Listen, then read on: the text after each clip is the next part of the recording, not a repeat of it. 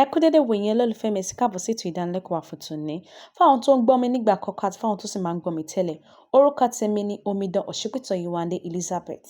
Olùkọ́ èdè Yorùbá ti gbàlódé, Miss Yewande Gen Z Yorùbá teacher. Mo dẹ̀ kí n káàbọ̀ sí ètò ìdánilẹ́kọ̀ọ́ wa fún tòní. Ohun tí a ti ń kọ́ láti bí ọ̀sẹ̀ mẹ́rin tó kọjá sẹ́yìn ni demonstrative words. Mo dẹ̀ ṣàlàyé fún wa wípé ọ̀nà méjì ni a lè kọ́ demonstrative words. A ní ẹyọ àti ọ̀pọ̀, èyí táwọn elédè Gẹ̀ẹ́sì a máa pè ní singular àti plural. A dẹ̀ sọ fún wa pé lábẹ́ ẹyọ a ní this àti that.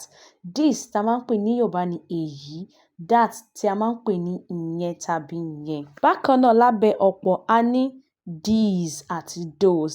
These èyí tí a máa ń pè ní èdè Yorùbá ní àwọn èyí tàbí àwọn yìí. Those tí a máa ń pè ní èdè Yorùbá ní àwọn ìyẹn tàbí àwọn ìyẹn. Àkíyèsí tún wà wípé irúfẹ́ demonstrative word méjì ni a ní. A ní demonstrative pronouns àti demonstrative adjective. Pronouns èyí tí a ń pè ní èdè Yorùbá, ọ̀rọ̀ arọ́pò orúkọ. Adjective tí a ń pè ní ọ̀rọ̀ àpèjúwe tàbí ẹ̀yán. Ohun tí a fẹ́ kọ́ lónìí ni demonstrative pronouns.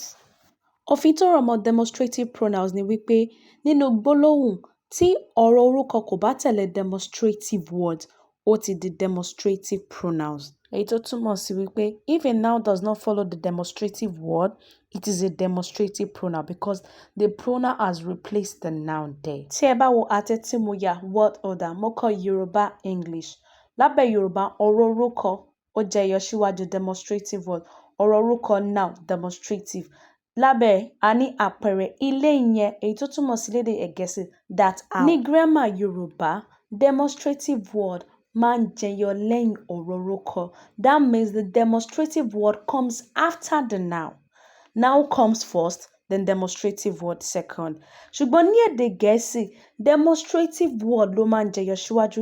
Lẹ́yìn tí a bá ti ní demonstrative word, a máa wá ní ọ̀rọ̀ orúkọ. Ẹ jẹ́ ká wá wo àwọn àpẹẹrẹ tí mo ní. Mo ní this is sweet. Èyí dùn. These are small. Àwọn yìí kéré. That is mine. Tèmi nìyẹn.